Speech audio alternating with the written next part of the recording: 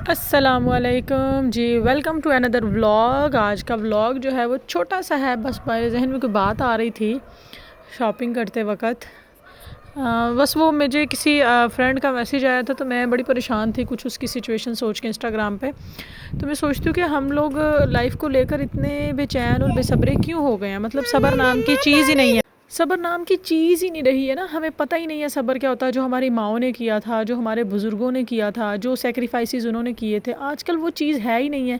और मुझे लगता है कि ज़िंदगी में अगर सब्र आ जाए ना, तो फिर ज़िंदगी में सुकून आ जाता है। अभी वैसे तो हमारे प्यारे नबी ने अल्लाह ताला कमी कोताही माफ़ फरमाए, जहाँ तक मुझे याद पड़ता है कि सब्र नहीं मांगना चाहिए, क्योंकि जब आप सब्र मांगते हैं फिर आजमाइशें ज़्यादा होना शुरू हो जाती हैं। लेकिन अगर कोई चीज़ अल्लाह ताला की तरफ से आ गई है, तो उस पर मुझे लगता है कि चीखने चिल्लाने से बेहतर है थोड़ी खामोशी इख्तियार कर ली जाए। खैर, हम ये शॉपिंग कर रहे थे और सारा सौदा वोदा लेने के बाद ये अगले दिन की वीडियो है। बहुत ज़्यादा गर्मी थी और एकदम ठंडी हवा चलना शुरू हो गई, तो सुकून हो गया ज़िंदगी में। खैर, बात हो रही थी जी सब्र की। मेरी एक फ्रेंड का मुझे मैसेज आया, हो सकता है वो मेरे ब्लॉग देखती हूँ, मैं उनका नाम नहीं ले सकती, डिस्क्लोज़ नहीं करनी चाहिए किसी की कोई बात। तो वो मुझे अपनी परेशानियाँ बता रही थी। मैं सोच रही थी कि यार, लोगों पे इतना ही जुल्म करो या उनके साथ इतना ही बुरा करो, अगर वो आपकी बीवी हैं, बहू हैं घर की, या आपके बच्चों की माँ है, जितना आप कल को अपने लिए बर्दाश्त कर सको। कोई अगर सब्र से काम ले रहा है, खामोशी से, तो उसके सब्र का जवाब जो है ना, वो अल्लाह ताला ने आपको देना है, एक ना एक दिन देना है, और वो इसी दुनिया में देना है। तो प्लीज़ किसी की बहन बेटी के साथ ये हरकतें ना करें आप लोगों को अल्लाह हिदायत दे।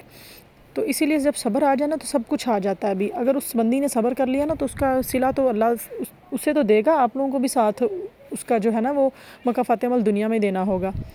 खैर जी, आज मैं कपड़े धोने लगी थी, तो मैंने कहा मैं आप लोगों से ये शेयर कर लूँ। ये देखें, जिसने हाथ से कपड़े धोने हो, जैसे लॉन के ड्रेसेस वगैरह होते हैं, तो वो नई, जैसे मेरे पाकिस्तान से ड्रेसेस आए हैं लॉन के, तो मैं नई मशीन में डालती कि डेली के डेली चेंज हो जाते हैं। तो ये हाथ से जो धोने वाला सर्फ़ है ना, वो अलग होता है, ठीक है। इसके ऊपर पूरा लिखा हुआ है कि इसको हैंड से जो है वो आपने वॉश करना है। ये देखें, यहाँ पर ये टब बना हुआ है, जो भी वॉशरूम का टब और शर्ट वगैरह उसमें डाल के सर्फ़ डाल के फिर धोया जाता है।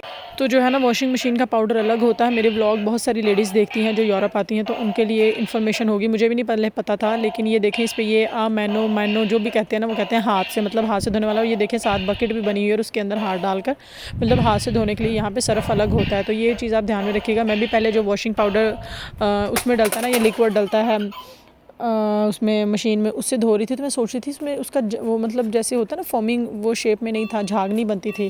तो अब मैंने कहा अपने हस्बैंड से, तो वो मुझे ये मार्केट से ला के दिया, क्योंकि मैं न्यू हूँ, तो मुझे अभी यहाँ की लैंग्वेज भी नहीं आती। तो फिर उन्होंने मुझे ये ला कर दिया कि जो तुमने लॉन के ड्रेसेस डाले होते हैं, जैसे मेरे बच्चे के शलवार सूट हैं, डेली के डेली चेंज होते हैं, तो मशीन ऑब्वियस एक एक दो दो सूटों के लिए नहीं लगती।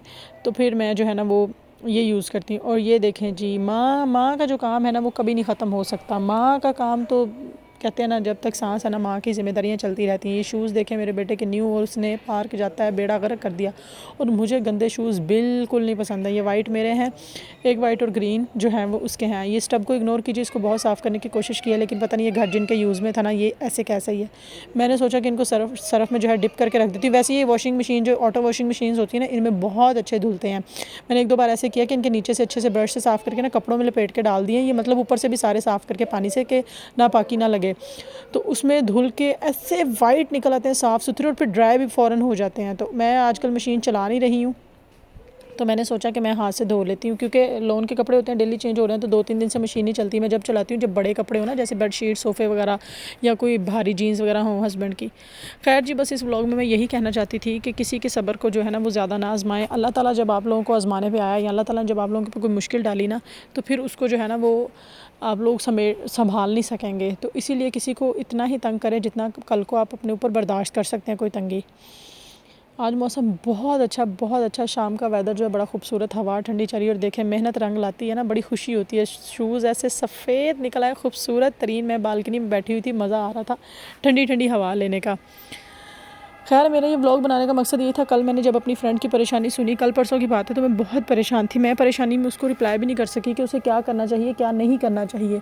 लेकिन मैं बस अल्लाह ताला से दुआ कर रही थी और सोच रही थी कि जो लोग दूसरों की बहन बेटियों को तंग करते हैं, वो ये क्यों भूल जाते हैं कि ज़िंदगी एक ना एक दिन उनसे भी हिसाब लेगी। हमारे तो वैसे भी पाकिस्तानी माशरे में बहुत ज़्यादा जाहलियत है, बहुत ज़्यादा जाहलियत है। कभी सास बहू को तंग करी, मतलब पहले से कम हो गई है। लिटरेसी रेट वैसे ही हमारे मुल्क का बहुत कम है। इकॉनमी है वो जो है, और क्राइसिस, हर चीज़ बढ़ती ही जा रही है। कुछ कम होने के बजाय लोग तरक्की की तरफ जाते हैं, हम बिल्कुल डाउन जा रहे हैं। तो प्लीज़ आप लोगों को अल्लाह का वास्ता है, इन चीज़ों से दूर रहिए, दूसरों की इज़्ज़त करना सीखिए, औरतों की इज़्ज़त करना सीखिए। बाकी जी चैनल को सब्सक्राइब कीजिए। इतनी मैं परेशान हूँ कि आज मुझे समझ नहीं आ रही मैं क्या बोलूँ और क्या नहीं। अल्लाह ताला सबके लिए आसानियाँ करे। अच्छा सोचिए, अच्छा कीजिए। अल्लाह हाफिज़।